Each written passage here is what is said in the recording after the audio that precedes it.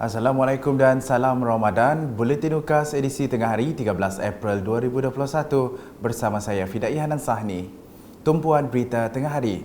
Tabung Baitul Mal Sarawak TBS menetapkan kadar zakat fitrah untuk seorang pada tahun ini adalah sebanyak RM7. Menurut Pengurus Besar TBS, Dato' Abang Muhammad Shibli Abang Muhammad Naili, pembayaran tersebut boleh dilakukan melalui pelbagai saluran yang telah disediakan. Salurannya yang pertama adalah melalui amil yang telah dilantik seramai 790 orang, dan kedua ialah melalui pelbagai saluran kami. Boleh kita lihatlah, ada di dalam kenyataan kami, baik secara portal Baitul Mal kami, melalui pelbagai saluran ejen-ejen kami dan sebagainya. Pada tahun ini ada kelonggaran sedikitlah jika nak dibandingkan pada tahun yang lalu. Tapi sekarang orang boleh membayar kepada amil yang telah ditauliahkan, iaitu boleh membayar di masjid atau surau dalam tempoh waktu surau atau masjid dibuka. Beliau berkata demikian dalam sidang media di Kuching pada Isnin. Beliau menambah TBS turut menyediakan aplikasi jejak asnaf versi 3.0 untuk membantu menjejaki asnaf yang perlu diberikan bantuan.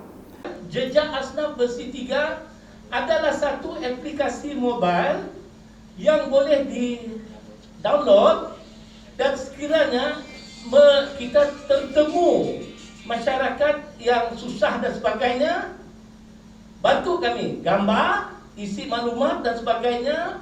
Dan versi 3 ini cantik, bukan saja kita dapat mengadu, kamu boleh pergi ke tahap yang kedua sekali, menyiasat. Kita mengadu, kita menyiasat, seterusnya apps itu akan dihantar kepada kami, dan di situ akan beri jawapan layak atau tidak. Aplikasi itu dah di-upgradekan. Alhamdulillah, kita menyerulah kepada masyarakat, daripada kita viral sesuatu yang tidak ada kaitan dan sebagainya, mungkin kita recycle. Lebih baik bantu kami gunakan app jejak asnaf versi 3 itu, terus kita dapat membantu dan hati kita puas. Selain itu, beliau memberitahu TBS mensasarkan kutipan zakat sebanyak RM95.4 juta sepanjang Ramadan ini, dengan RM90 juta adalah menerusi zakat harta, manakala RM5.4 juta pula menerusi zakat fitrah. Berita seterusnya, Menteri Muda Utiliti Bekalan Air Datuk Dr. Abdul Rahman Junaidi telah mengadakan lawatan ke projek pakej 2A daerah Sadong Jaya pada Isnin. Beliau disertai Ahli Parlimen Kota Semarahan Rubiah Wang dan Ahli Dewan Undangan Negeri Adun Sadong Jaya, Insinyur Aidil Lariwo, meninjau perkembangan projek berkenaan yang merupakan sebahagian daripada sistem grid bertujuan memangkin pertumbuhan ekonomi yang lebih mampan kepada penduduk di kawasan Asajaya, Sadong Jaya, Sebangan, Sebuyau dan Simunjan. Projek tersebut antara 23 projek rakyat bekalan air berimpak besar dari Kota Semarahan ke Sebuyau, termasuk projek Sarawak Alternative Water Supply SAWAS yang telah bermula sejak tahun 2018 dan dijangka siap menjelang tahun 2022.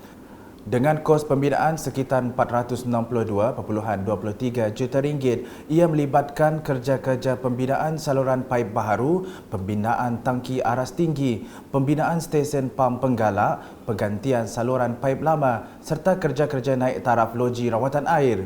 Setakat ini, sebanyak 12 projek telah selesai dilaksanakan dan berjaya menangani isu bekalan air di beberapa kawasan di Asajaya dan Sadong Jaya.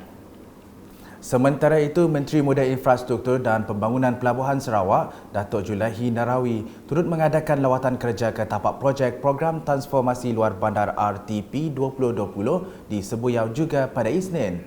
Antara projek-projek yang dilawat ialah bina baru Jalan Kampung Nap sepanjang 700 meter berjumlah RM2 juta dan bina baru Dewan Kampung Mambai berjumlah RM200,000. Datuk Julaihi yang juga Adun Sebuyau sebelum ini telah meluluskan projek RTP DUN 2020 pembinaan jambatan Kampung Nap berjumlah RM150,000. Selanjutnya, Sarawak Badan Amal Tenaga Isteri-Isteri Sabati telah menerima sumbangan pelitup muka daripada Multi Brilliance Resources Sendian Berhad MBR di pejabatnya pada Isnin. Sumbangan sebanyak 15,000 pelitup muka itu untuk diagihkan kepada golongan yang memerlukan di negeri ini, termasuk agensi maupun badan-badan kerajaan menerusi Sabati.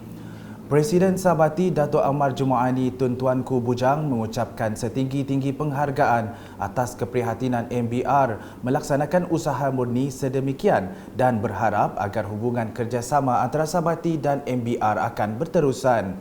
Dimaklumkan pelitup muka 3 lapisan tersebut direka khas dengan elemen perlindungan yang terperinci serta selesa untuk digunakan. Manakala di Kota Samarahan dengan ahli parlimennya Rubiah Wang telah menyerahkan geran peruntukan program dan aktiviti Jawatan Kuasa Pengurusan Masjid dan Surau Daerah Asajaya tahun 2021 berjumlah RM130,000 di Dewan Tan Sri Dato' Amar Haji Abang Ekwan Zaini Asajaya pada Isnin.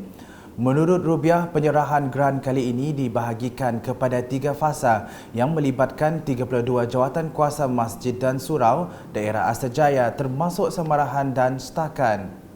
Jelasnya peruntukan geran tersebut adalah untuk membantu jawatan kuasa yang berkenaan mengadakan program dan aktiviti terutamanya sepanjang bulan Ramadan ini.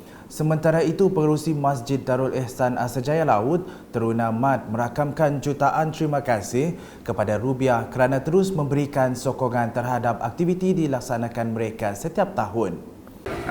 Terima kasih kepada YB Yang Berhormat YB Rubiah Haji Wang atas pemberian geran tu, penyerahan geran untuk Masjid Kampung Asajaya Laut Masjid Darul Ihsan. Saya sebagai pengurusi Masjid Darul Ihsan Asajaya Laut wakil mengambil geran khas daripada YB Rubiah.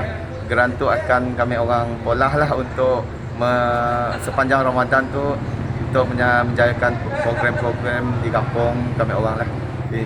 Pengerusi Surau Al-Mutajin Kampung Simpang Ulu Nafri Sahari turut menghargai usaha Rubiah yang kerap turun padang untuk meninjau masalah dihadapi penduduk. Mengucapkan terima kasihlah di atas sumbangan Yang Berhormat Ahli Parlimen 197 YB Rubiah Wang. Beliau merupakan seorang YB yang prihatin terhadap kuasaan beliau dan selalu turun padang. Beralih ke laporan harian COVID-19, Sarawak mencatat 351 kes positif baharu pada Isnin menjadikan jumlah keseluruhan meningkat kepada 20,352 kes. Menurut kenyataan media Jawatan Kuasa Pengurusan Bencana Negeri JPBN Sarawak, daerah-daerah yang melaporkan kes adalah seperti berikut.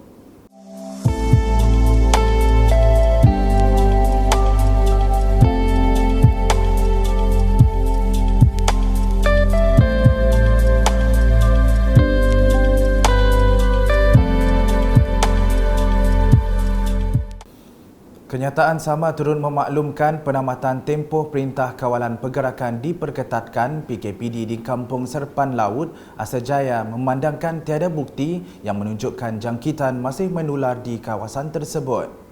Berikut pula di Tatau, warga pendidik di daerah itu digesa untuk mendaftar sebagai penerima vaksin COVID-19.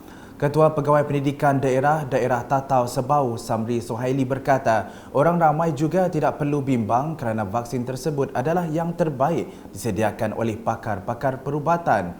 Sila daftar di MySejahtera dan bersabarlah kerana suntikan vaksin ini dia perlu satu perjalanan yang orang kata teratur dan memerlukan jadual-jadual yang tertentu.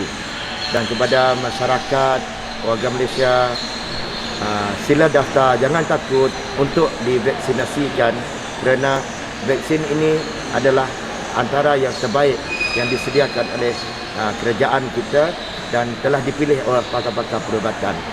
Beliau berkata demikian semasa ditemui selepas menerima suntikan vaksin di Pusat Pemberian Vaksin COVID-19 Daerah Tatau, Dewan Sukan Tatau pada Sabtu.